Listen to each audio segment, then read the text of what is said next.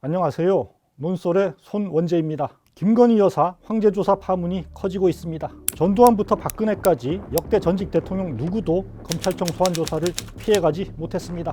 전두환 씨는 검찰 출석을 거부하다가 체포 구속돼 조사를 받았습니다. 그런데 아무런 공적 자격이나 권한도 없는 대통령 배우자만이 이를 가볍게 무시했습니다.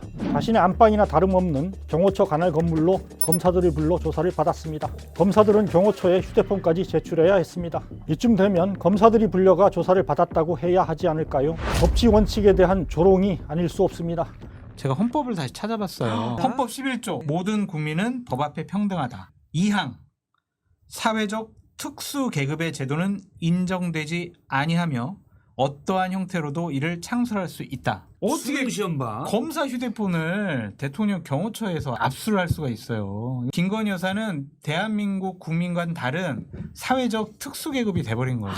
봉건 왕조 시절도 아니고 21세기 대명천지에 이런 일이 벌어진 겁니다. 이 정도면 중전마마 조사를 넘어 여제 조사 아닙니까? 김건희 씨가 한국판 직창 모의입니까? 그래놓고도 김 여사 쪽은 경호 차원에서 불가피했다. 황제조사 논란이 억울하다고 주장합니다. 국무회의를 하더라도 장관님들도 전화기를 갖다가 반납하고 들어갑니다. 첫 번째로는 뭐 녹음할 우려도 있고, 그다음에 두 번째로는 생중계할 수도 있잖아요. 그다음에 이제 세 번째가 가장 중요한데, 사실 핸드폰은 무선 조작으로 폭발이 가능하게 조작할 수도 있어요. 결국에는 대통령이나 영부인을 갖다 대면할 때는 당연히 핸드폰을 갖다 반납을 해야 됩니다. 어처구니 없습니다. 대통령의 공적 직무수행과 배우자의 사적 범죄 의혹 조사를 동일시하고 있습니다. 대통령 일가부치가 너도 나도 대통령 노릇을 했던 독재 정권 시절도 아닌데 말입니다. 애초 검찰 조사실로 출두했으면 폭발 테러 운운할 일도 없었을 겁니다. 이런 주장 자체가 김 여사가 얼마나 특권 의식에 젖어 있는지를 말해줄 뿐입니다. 최 변호사는 또 그 출장 조사 자리에서 김 여사가 검사와 국민들에게 죄송하다고 사과했다 주장도 했습니다. 수사를 받기 전에 조서에는 기재가 되지 않았지만 권사님들에게도 이런 자리에서 뵙게 돼서 송구스럽다.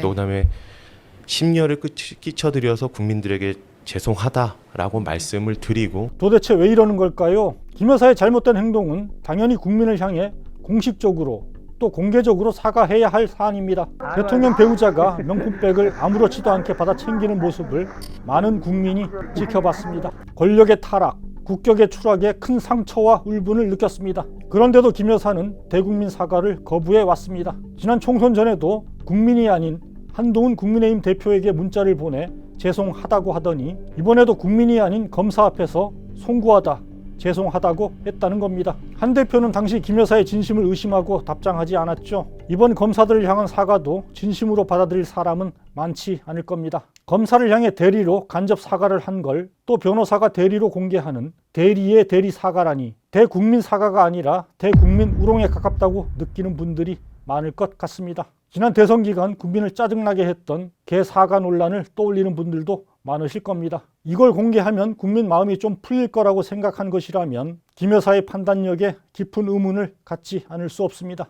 다시 출장 조사로 돌아와서 이번 조사는 4년 3개월 만에 첫 대면 조사이고 도이치모터스 주가 조작 의혹과 명품백 수수 등 두 가지 별개 사건이 겹친 방대한 내용에 대한 조사였다고 할 수 있습니다. 그런데 전체 조사 시간은 겨우 11시간 50분이었습니다. 저녁 식사 시간 1시간 30분을 빼면 실제 조사 시간은 주가 조작 5시간, 명품백 5시간 20분에 불과했습니다. 각 사건마다 조서 내용을 확인하는 데 걸린 시간까지 치면 실제로는 한 사건당 서너 시간도 걸리지 않았을 겁니다. 제가 최근에 고발당해서 경찰 조사 받았다고 말씀드렸는데 하나는 공직선거법 위반, 이거 조사받는데도 제가 3번 갔고요. 하루 6시간 봤는데 제가 이제 방송도 가야 되니까 못 가서 다음날 2시간 가고 나중에 3시간 또 갔어요. 11시간을 받았어요. 제가 완전 심플한 이런 사건도. 도대체 어떻게 10시간 11시간 만에 이 도이치모터스 주가 조작하고 명품백 이거를 어떻게 다 조사를 합니까? 특히 도이치모터스 주가 조작 사건은 사건 기간도 길고 주가 조작 시기도 1차, 2차로 나눠지는 데다가 시기마다 주가 조작 선수와 주포도 달라집니다. 김 여사와 모친 최은순 씨의 개입 행태도 미묘하게 차이를 보입니다. 김 여사는 자신과 모친의 계좌가 이용당했을 뿐이라고 주장하지만 실제로는 2차 시기에는 김 여사가 직접 8만 주 거래를 지시한 사실도 드러난 바 있습니다. 다른 누구도 아닌 주가 조작 사건 공판 검사가 1심 재판 증인신문에서 직접 밝힌 내용입니다. 2010년 11월 1일 문자 메시지로 김현이 12시에 3,300에 8만 개 때려달라 해주셈이라고 보내니 증인이 준비시킬 게요라고 답한 게 맞습니까? 그리고 또 매도하라 하셈이라고 김건 씨에게 문자 메시지를 보냈죠. 네. 그리고 7초 있다가 김건희 명의 계좌에서 3,300에 8만 주 매도 주문이 나오고 증인 명의 등으로 매수됐지요. 그럼 여기서 증인이 준비시킬게요라고 한 대상자는 누구죠?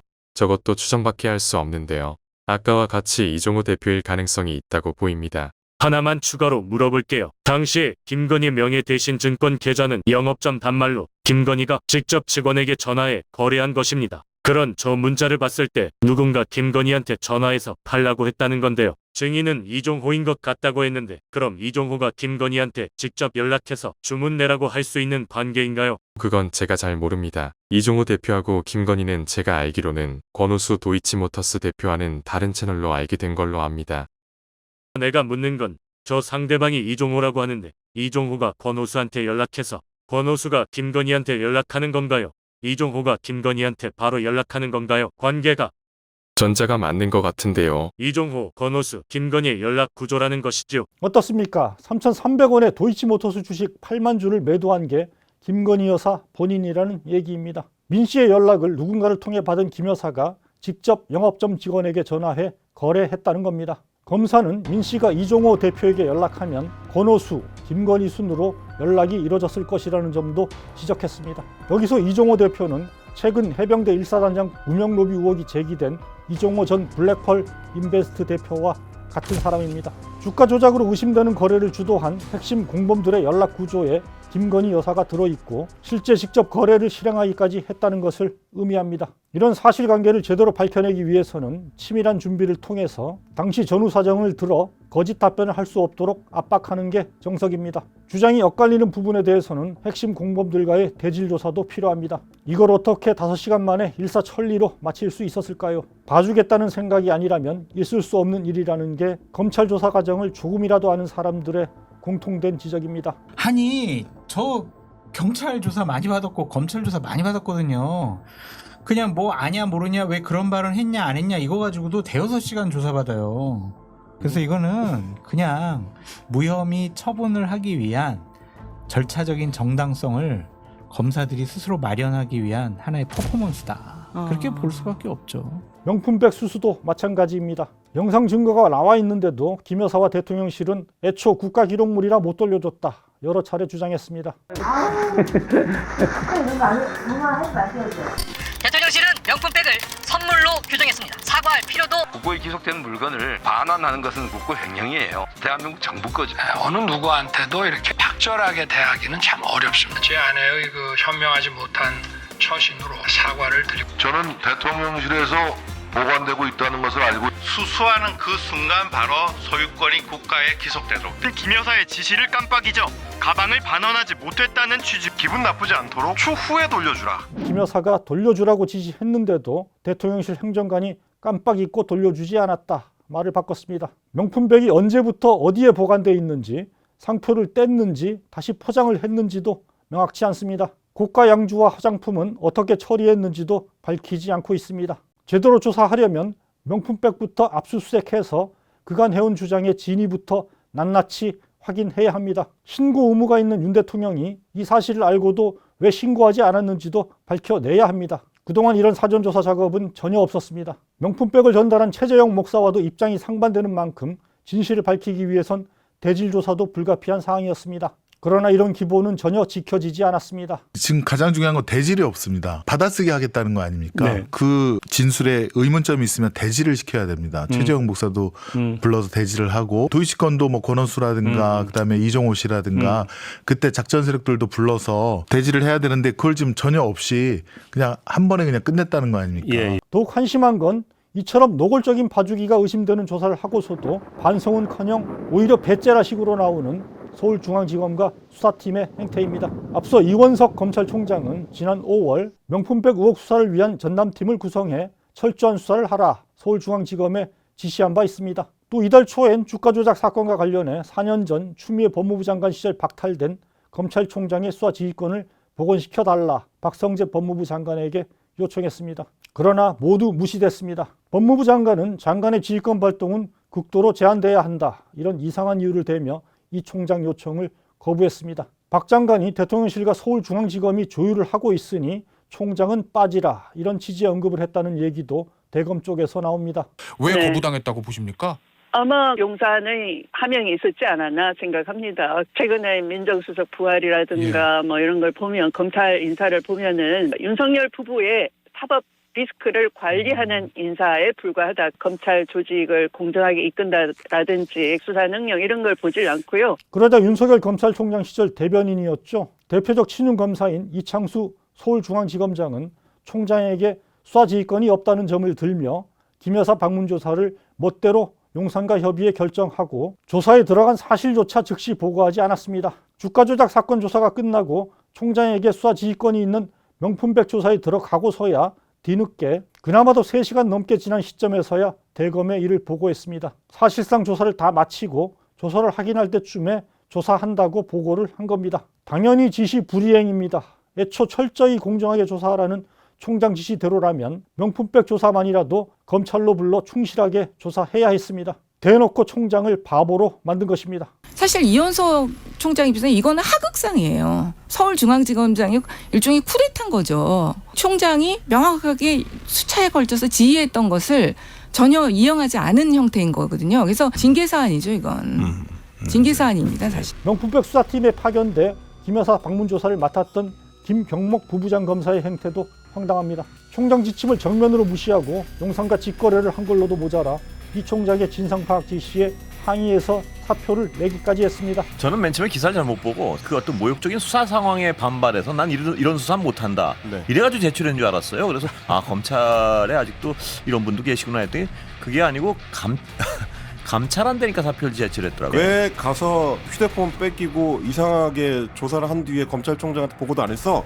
라고 하는 질책을 받자 사표를 낸 것처럼 보이는 상황이라 좀 방향이 잘못된 것 아닌가. 사표를 받지 말라는 총장 지시도 복귀했지만 과연 이런 검사와 수사팀에게 뭘 더 기대할 수 있을지 의문이 큽니다. 김 검사는 공정한 수사와 처리를 위해서라고 복귀의 변을 내놨는데요. 코미디도 이런 코미디가 또 있을까 싶습니다.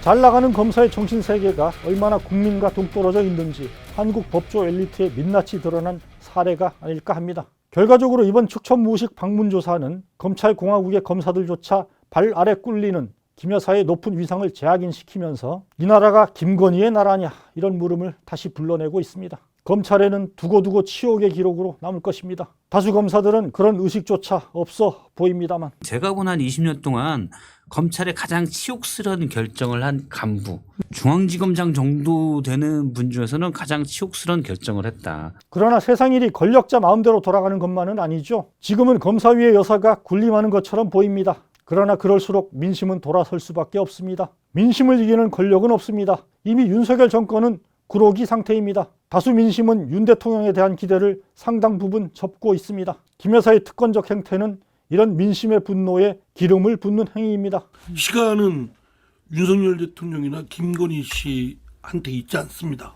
갈수록 더 약자의 입장으로 놓여지게 되지 않습니까? 국민의힘의 정략적인 차원이라도 대통령이 빨리 리더십을 복원해야 되지 않습니까? 지금 근데 김건희 씨 이 문제로 지금 늪에 빠져가지고 허우적거리면 결국 어떻게 되겠습니까?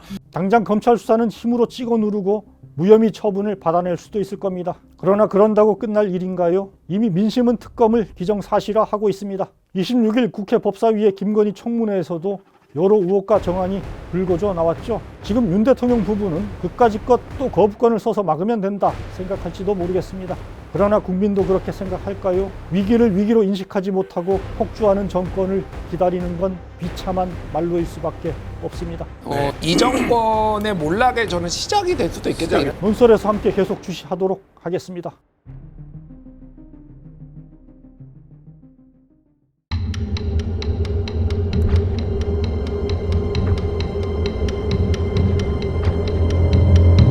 침묵은 편하다. 하지만 질문 있습니다. 침묵이 만드는 변화는 없다. 한결의 서포터즈 벗